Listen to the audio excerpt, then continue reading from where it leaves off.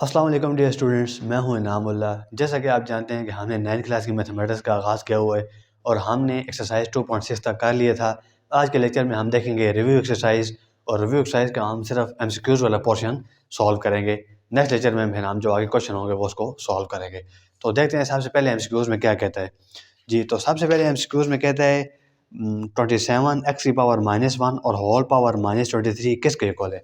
तो देखें यहाँ पे मैंने सॉल्व कर दिया है, आपको थोड़ा समझाता हूँ। देखें ये लिखा हुआ है 27 एक्स की पावर -1 और ऊपर होल पावर -2/3। तो अब हम क्या करेंगे, देखें मैं 27 को 3 की पावर 3 लिख सकता हूँ, तो 3 की पावर 3 लिख दिया और ऊपर -2/3 अलग कर दिया। बिल्कुल इसी तरीके से एक्स की पावर -1 के ऊपर भी -2/3 अलग कर दिया। अब ये 3 इस 3 से कट जाएगा तो पीछे क्या रह जाएगा, 3 की पावर -2 और यहाँ पे -1 जब -2/3 से मल्टीप्लाई होगा तो माइनस माइनस प्लस और 2/3 1 जार 2/3 हो जाएगा। अब ये 3 की पावर नेगेटिव है ना -2, तो इसको पॉजिटिव करने के लिए मैं नीचे ले गया हूँ और x की पावर 2/3 को मैंने इस तरीके से लिख लिया है कि ये जो x की पावर 2 है ना, ये एज इट इज, और ये बटे के अंदर 3 है, इसको मैंने रेडिकल के अंदर लिख दिया इस तरीके से। ये एक तरीका होता है, इस तरीके से हम लिख सकते हैं। फॉर एग्जाम्पल यहाँ पे देख लें, मैं यहाँ पे आपको समझा देता हूँ। फॉर एग्जाम्पल लिखा हुआ है x की पावर 1/7, ये अभी एक्सपोनेंशियल फॉर्म में लिखा हुआ है। अब इसे अगर आप रेडिकल के फॉर्म में चेंज करना चाहते हैं तो इस तरीके से हो सकता है कि x लेके ऊपर रेडिकल लगा के और अंदर 7 लिख दे, तो इस तरीके से हम इसको लिख सकते हैं। तो बिल्कुल इसी तरीके से मैंने यहाँ पे किया है कि देखें ये 3 बटे के अंदर, बटे के नीचे था, तो मैंने इसको रेडिकल के अंदर लिख लिया और डिवाइडेड बाई 3 की पावर -2 थी, बटे के नीचे ले गए हैं तो पॉजिटिव हो गए। अब ये ऊपर इसी तरह और नीचे 3 की पावर 2 9 होता है। तो देखते हैं ये कौन सा पार्ट है। तो पार्ट नंबर 1 इसका जो है ना वो एक्यूरेट होगा इसका।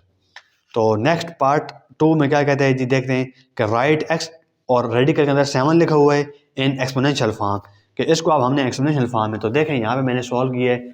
ये अभी मैंने एग्जांपल बताई है ना कि अगर ये एक्सपोनेंशियल फॉर्म है और बटे के नीचे 7 लिखा हुआ है तो इसको रेडिकल के फॉर्म में लेके हम इस तरह लिख सकते हैं।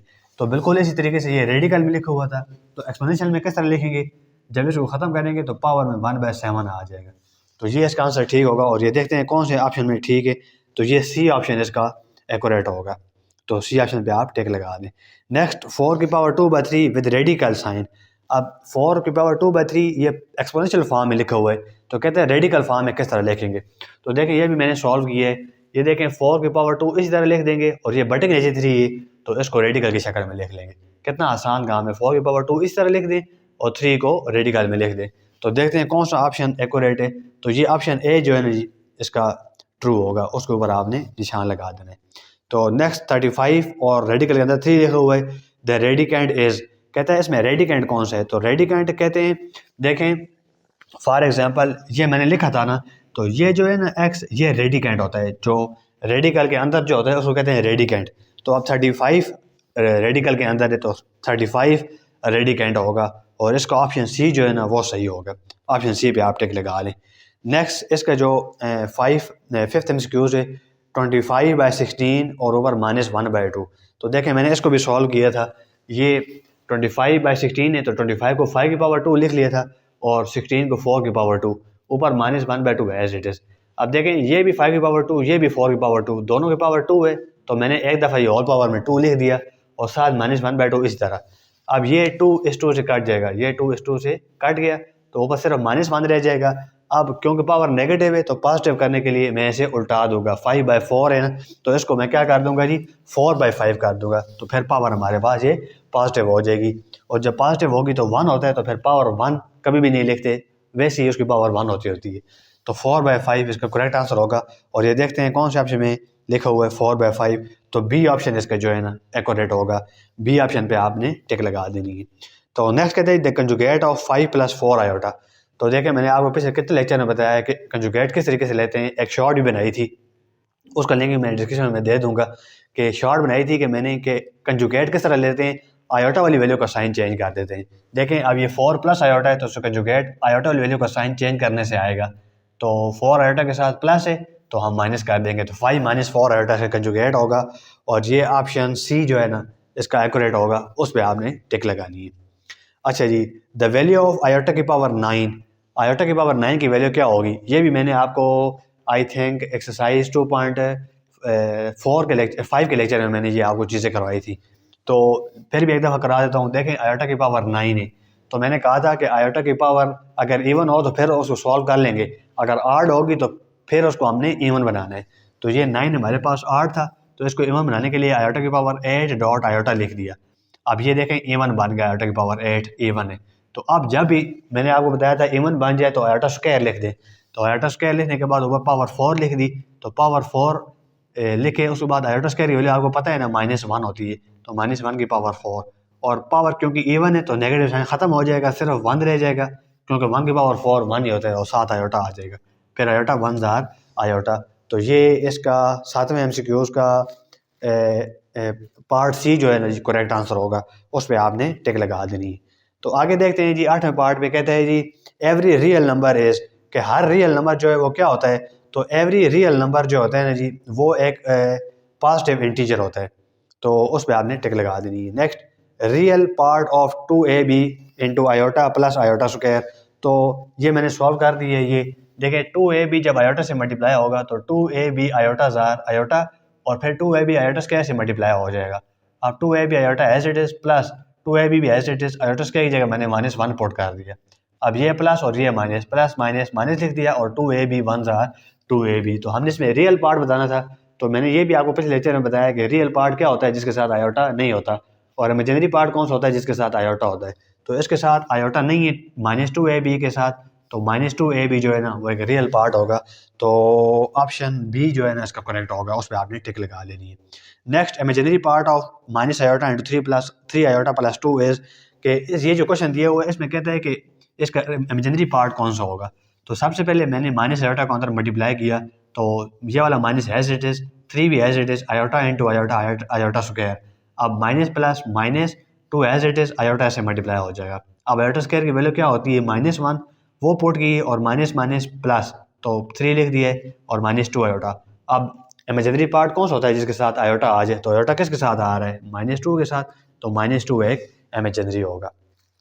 अच्छा, पार्ट 11 में कहता है जी which of the following set have the closure property with respect to addition, कि ये जो 4 सेट दिए गए हैं इनमें से कौन सा सेट ऐसा है जो कि एडिशन की प्रॉपर्टी होल्ड करता है with respect to, closure property hold करता है विद रिस्पेक्ट टू एडिशन।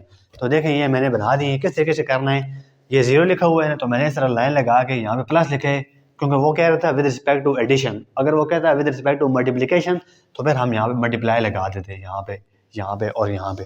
ये क्या लिखा हुआ है ABCD, ये जो 4 ऑप्शन दिए गए हैं ना बुक में ABCD, मैंने वो लिख दिए। अब देखते हैं कौन सा set addition closure property hold करता है विद रिस्पेक्ट टू एडिशन।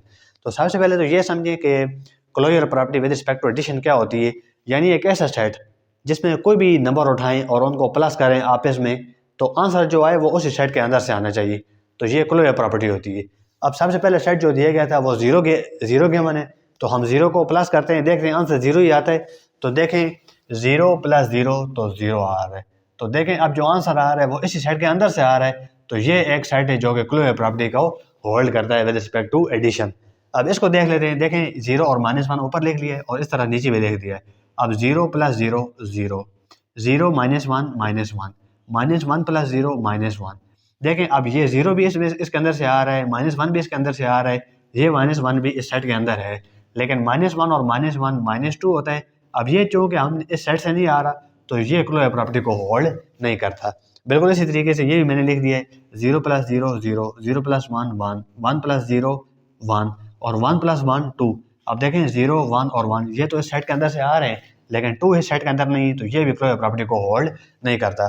बिल्कुल इस तरीके से देखें 1 + 1 2, तो देखें पहला सेट ही, ये जो पहला आंसर आया है 2 है ही नहीं इस सेट के अंदर, तो जो जब हम प्लस करें तो अगर आंसर उसी सेट के अंदर से आ जाए तो फिर वो क्लोजर प्रॉपर्टी को होल्ड करता है, अदरवाइज वो फिर क्लोजर प्रॉपर्टी को होल्ड नहीं करता। तो इसलिए ये भी क्लोजर प्रॉपर्टी को होल्ड नहीं करता, ये भी नहीं करता और ये भी, तो फिर जो इसका पार्ट ऑप्शन ए जो है वो करेक्ट होगा, तो आपने इसका ऑप्शन ए पे टिक लगा देनी है। नेक्स्ट कहता है जी name the property of real number used in, कहते हैं अब देखिए -5/√2 मल्टीप्लाई हो रहा है 1 के साथ, तो 1 के साथ कोई भी नंबर मल्टीप्लाई हो तो वही हो जाता है, तो ये जो प्रॉपर्टी होती है इसको कहते हैं मल्टीप्लिकेटिव आइडेंटिटी। तो सी ऑप्शन है इसका, ऑप्शन सी होगा इसका, वहाँ पे आपने टिक लगा लेनी है। नेक्स्ट कहता है जी if x, y, z belongs to real number, कि अगर x, y, z real number से बिलोंग करें then x is less than y, तो फिर आगे क्या होगा। ये देखें फॉर एग्जांपल हमारे पास एक नंबर है, यहाँ पे मैं लिख लेता हूँ 2 और 3, ये 2 नंबर हैं। अब 2 इज़ लेस दैन 3। ये बात और ठीक है ना, आपको पता है कि 2 छोटा है 3 से। लेकिन अब हम इन दोनों को एक ऐसे नंबर से मल्टीप्लाई करें जो कि नेगेटिव नंबर हो। ये जो लिखा हुआ है ना साथ z इज़ लेस दैन 0, इसका मतलब है कि एक नेगेटिव नंबर कोई लें उससे मल्टीप्लाई करें। तो जब भी हम नेगेटिव नंबर से मल्टीप्लाई करते हैं, मैं मिसाल देता हूँ -1 से मल्टीप्लाई कर देते हैं, तो जब -2 ये -1 से मल्टीप्लाई होगा 2 तो -2 हो जाएगा, और जब 3 -1 से मल्टीप्लाई होगा तो -3 हो जाएगा। लेकिन अब इनइक्वालिटी चेंज हो जाएगी। देखें अब -2 बड़ा है -3 से, ये बात ठीक होगी। इस तरह नहीं होगा कि मैं यहाँ पे माइनस साइन से मल्टीप्लाई करूँ और ये कह दूँ तो -2 छोटा है -3 से। नहीं, -2 -3 से बड़ा होता है, तो इसलिए यहाँ पे फिर इनइक्वालिटी चेंज हो जाएगी। तो यहाँ पे जो इधर इसने एक्स वाई दिए हुए, तो फिर वो क्या बन जाएगा, x z is greater than y z. तो बी ऑप्शन इसका जो है ना करेक्ट होगा। यानी एक नेगेटिव नंबर से मल्टीप्लाई करने से इनइक्वालिटी चेंज हो जाती है। Next, if a b belongs to real number then only one of a is equal to b or a is less than b or a is greater than b hold is called। एक ऐसी property कि अगर a और b दो number belong करते हैं real number से, तो उनके दरमियान 3 ही ऑप्शन हो सकते हैं। या तो वो दोनों नंबर इक्वल होंगे, या पहला नंबर छोटा होगा दूसरे नंबर से, या फिर पहला नंबर बड़ा होगा दूसरे नंबर से। तो ये 3 प्रॉपर्टियाँ, और ये कौन सी ये 3 बातें किस प्रॉपर्टी में हो सकती हैं, उसको कहते हैं ट्राइकोटमी प्रॉपर्टी। देखें नाम से ही वाज़ेह हो रहा है, ट्राई कहते हैं 3 को, ट्राइकोटमी प्रॉपर्टी। तो ये ऑप्शन ए जो है ना इसका करेक्ट होगा, उस पर आप टिक लगा लें। और लास्ट MCQ से a non terminating non recurring decimal represent. तो मैंने ये भी आपको रैशनल नंबर का एक पूरा लेक्चर रिकॉर्ड किया हुआ है, उसका लिंक मैं डिस्क्रिप्शन में दे दूंगा कि रैशनल नंबर में के बारे में जब हमने पढ़ा था, तो मैंने क्या बताया था कि अगर फॉर एग्जांपल ये पॉइंट आ जाए 0.25, तो ये देखें टर्मिनेटिंग है ना, टर्मिनेट का मतलब होता है ख़त्म हो रहा है पॉइंट के बाद, तो ये रैशनल होगा। और अगर टर्मिनेट नहीं हो रहा, रिपीट हो रहा, फॉर एग्जांपल 0.3333 इस तरह रिपीट हो रहा है, तो ये भी रैशनल नंबर होगा।